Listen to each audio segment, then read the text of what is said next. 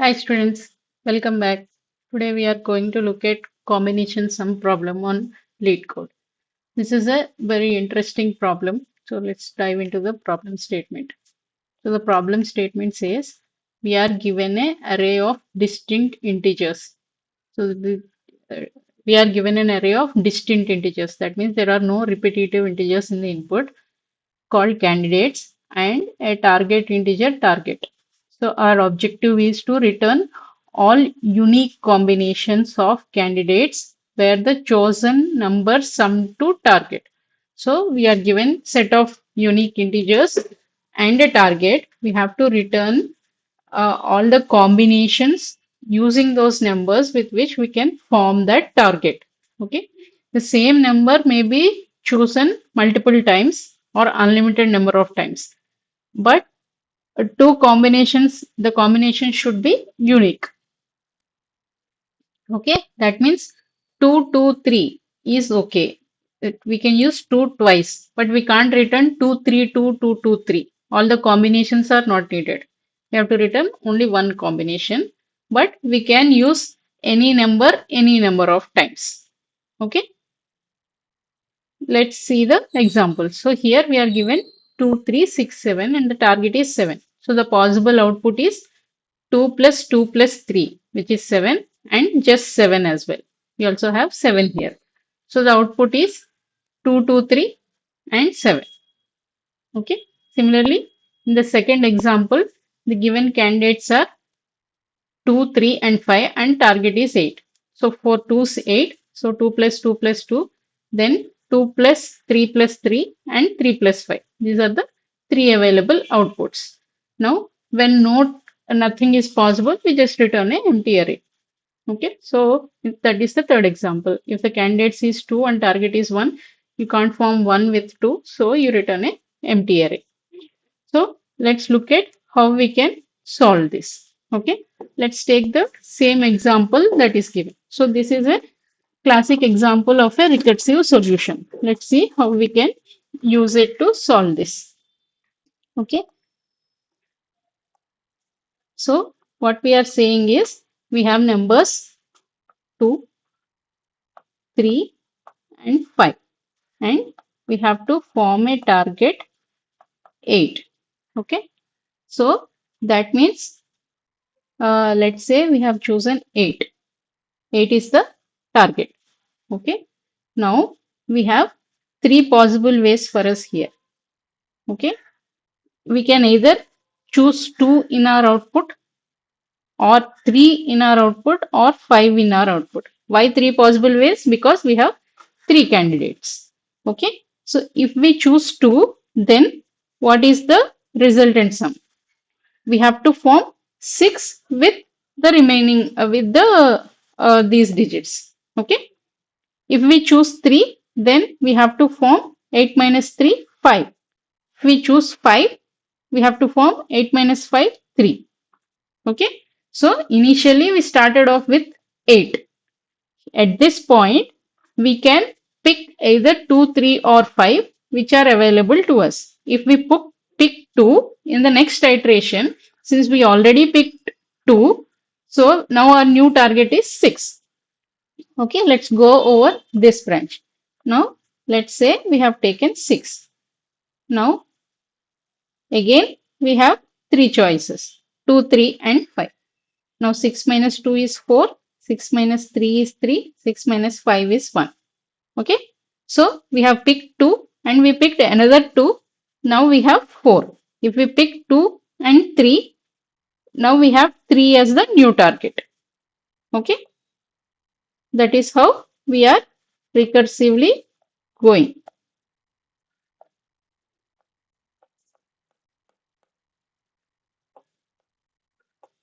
Okay. Now when we are at 4, again we'll go through similar thing. We have 2, 3, and 5. Again 4 minus 2, 2, 4 minus 3, 1, 4 minus 5, minus 1. Now when we get anything less than 0, that means using this combination, here in this case it is 8, 2, oh no, sorry, 2, 2, and 5. using this combination, we are not able to form 8. That is why here the number became negative. So in this case, we terminate. That is our break condition in recursion. So this branch we will not continue further. Okay. Now let's continue the other two branches. 2, 3, 5. Again, our input is same, right? So we get 2, 3, 5. 2 minus 3 minus 1. 2 minus 5 minus 3. Okay. Similarly, if we do the same thing for 1, 2, 3, 5. 1 minus 2 minus 1. 1 minus 3 minus 2. 1 minus 5 minus 4. Okay. So here again we have set of negative things and we terminate. Okay. All these branches we have reached the end. In that path you won't be able to find a combination. But you have, if you see closely, there is one 0 here, which means that with 0 we can form such a combination. So what numbers did we select to form this 0? We took 2 here, we took 2 here, okay, we took 2 here and we took 2 here. So what we are saying is 2 plus 2 plus 2 plus 2 formed 8. Whenever the result is 0, that means that combination is formed, and that is one of the combinations that we need. Okay. So that is how we will recursively find the solution. Okay. Now let's continue doing this in this branch here. So here our target is 3. Okay. Again we will have 3 solutions. 2, 3 and 5. 3 minus 2 is 1. 3 minus 3 is 0. 3 minus 5 is minus 2. So similarly with minus 2 we will stop. Even this 1 will branch out to minus 1, minus 2 and minus 4. So here also in the next stage we will terminate here. But our point of interest here is 0. So how did we get to 0? We chose this 3, we chose this 3 and we chose this 2, which means it is 2 plus 3 plus 3 equal to 8. Okay. So in these two branches, okay, if we go like this, we found a 0. If we go like this, we found a 0. And these are the two combinations for it. Similarly, if you continue in the other two branches also, you will find a different combinations that are possible. Okay. Let's write code for whatever we have so far. So this code is still missing one condition, but we will get to it once our code fails. Okay. So we know that we have to find a recursive solution. Okay. So we have to get a result. Okay. I'm just initializing result for now. And we have to call a recursive function which will update that result for us. Okay. Recursive function. Let's say currently it takes only these things. Okay. Now void combination sum. Okay, we have integer array candidates, int target, and a linked list result. Okay, that's what we have. So what we are saying is, what are our base conditions where we break the recursion? If target is less than 0 at any point, we just return. That means this combination is not possible. We just ignore it. Okay, this is combination not possible. Okay, if target equal to 0, in this case we have to add this to result. This is a valid combination. Okay, this is a valid combination and we have to add this to result. Okay, so to add this to result, what do we need? We have to now traverse the path. Earlier when we did like once we got a 0, we had to figure out 2 2 2 2, right? So we have to remember whatever we chose to get to this 0.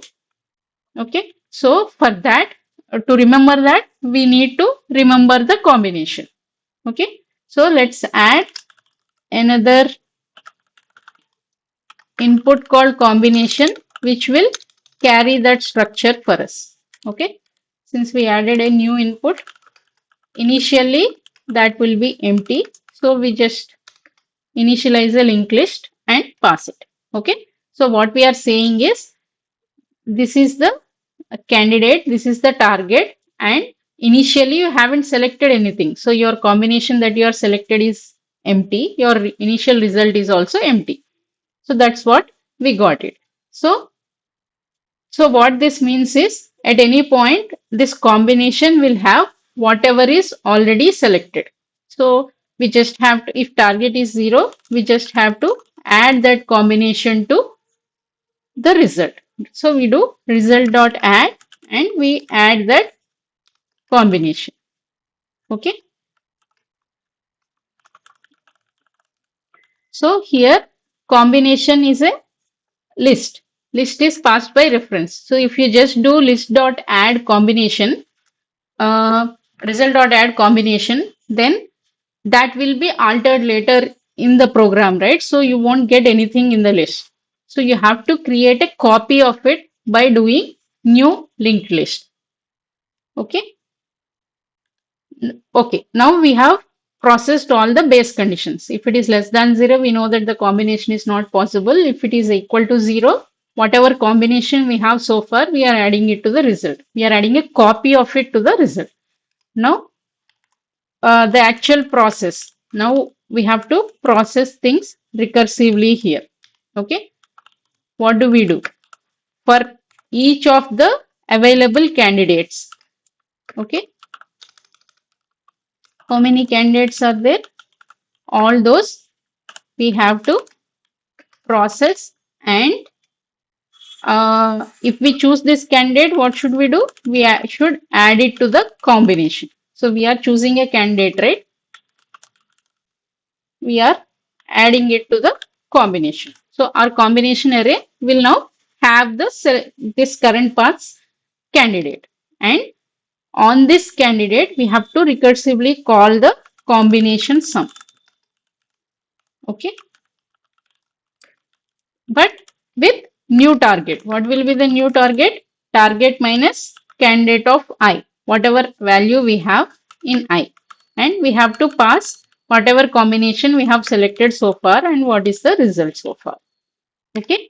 Now, once we process it, we again have to come back to this state, right? There is something called backtracking. So, you have to remove what you just added in the combination so that you go back to your previous state. So, what we are saying is, for each child, we add that child to the combination, process that child recursively with target minus the value of the candidate, and we remove the child after completing the process, so that you can go back to your parent and complete the same process. Okay, so this combination we are creating it only once and we are reusing the same thing again and again, which is why we have to remove this, and which is why we have to create a new list here. Okay, let's run this and see. This one has a problem, but let's see the failure and then identify what to do. Okay.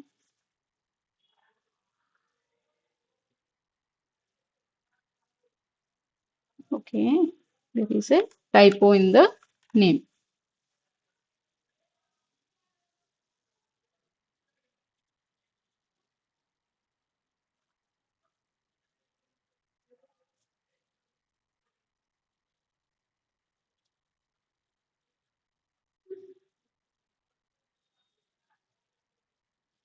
Okay, so we are missing a return statement here. We created the result, but we never returned it. Yeah, so now we got the output. If you see, the question clearly said we have to return unique combinations. Okay, but here what we are returning is, we are returning all possible combinations 2, 2, 3, 2, 3, 2, 3, 2, 2. So of these three, we only need one because only one of them is unique. Rest all are repeated combinations. So that is the problem we have with the current solution. So how can we solve this? Okay, so let's see another example or a smaller version of the same example. Okay, let's say our target is still 8. Okay, our target is still 8, but our input is only 3 and 5, just to keep things simple. Okay, now to form 8, we have two possible ways to go. Okay, we can choose either 3 or 5. If we choose 3, then we have to form 8. Sorry, 5. If we choose 5, we have to form 3. Now let's say we choose 3. Then here again we have two possible ways. Okay. Now this becomes 2, this becomes 0. Okay. Now here again 3, 5, 2 minus 3 minus 1, 2 minus 5 minus 3. So like we said, all negatives are bad. We ignore the combination. All zeros are valid. So we take that combination. So here what do we have to get to this 0? We have a 3 and we have a 5. So we are saying 3 plus 5 is equal to 8. This is one combination that we got. But when we choose 5, okay, 8 minus 5, 3. So what are our available combinations here? Okay, can we choose 3 again? So we are getting repetitive things because we are choosing 3 and 5 again. But in an array, we have 3, 5. For 3, we found all possible combinations. For 5, we don't have to look back. Okay, we don't have to look back. We don't have to look for combinations of 3 that were already covered. Okay, we only have to go forward from 5. Let's say there are more elements here like 1, 2, 3, 4, and 5.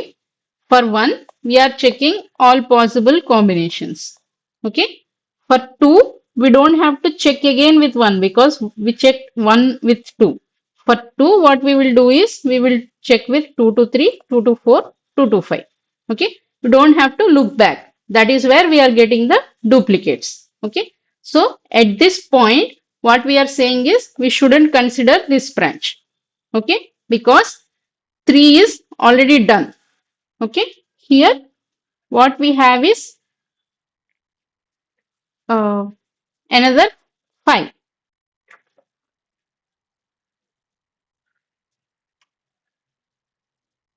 So what we have here is another 5. Okay, 3 minus 5 is minus 2. So with this, it is not possible to form a combination because the result is negative here. So we didn't select 3 again because 3 is already processed. That is the reason why we didn't select 3 again. We didn't go to this path. If we go to this path, we will get 5, 3 again because this here will be a 0. That is where we are getting the duplicates. So only look forward, don't look back is what we are saying. So to do that, what we need is we have to know where we are currently at so that we don't look back. So that means we have to know the start position as well while processing this. Okay. If we know the start, instead of processing all the things, we will just start from that place. Okay. And initially our start is obviously 0. So when we are starting, we start with 0. Let's say there are 3 elements. We go to 0, 1, 0, 2. And when in the next iteration, we only do 1, 2. We don't do 1, 0. We don't go back again. Okay. Let's see if this fixes our problem.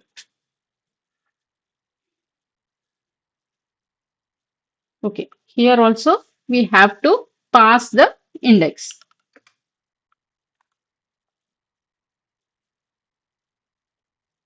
Okay, so now that this simple change removed our duplicates. So the change needed to remove the duplicates is we have to pass our current location so that we don't look back, we only look forward. Okay, so you might be wondering what happens if we don't remove last. The simple way to figure those kind of things is just comment that line, run and see what happens. Okay. So if you don't remove last, you will keep appending to the same list and obviously you won't get the result. That is why you have to remove it and then process it. Okay. Also, here we were saying we have to add this new linked list, right? What happens if we don't do a new list? What if we do just this thing? Okay. What we were saying was we are passing by reference and we are only created the linked list once. So if we don't uh, create a copy of it, future alterations also will be applied to the result.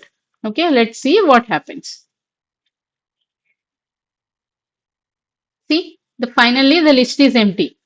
That is because we always add and remove, right? So though we say added it to the result, it is still a pointer to the original list, which is why it is empty, which is why you have to create a new linked list. So when in doubt, just try to execute that with sample output for clear understanding. Okay, now let's submit this and see.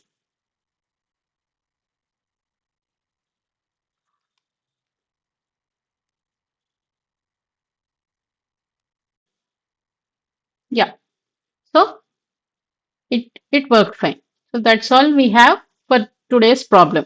So this is very nice recursive solution.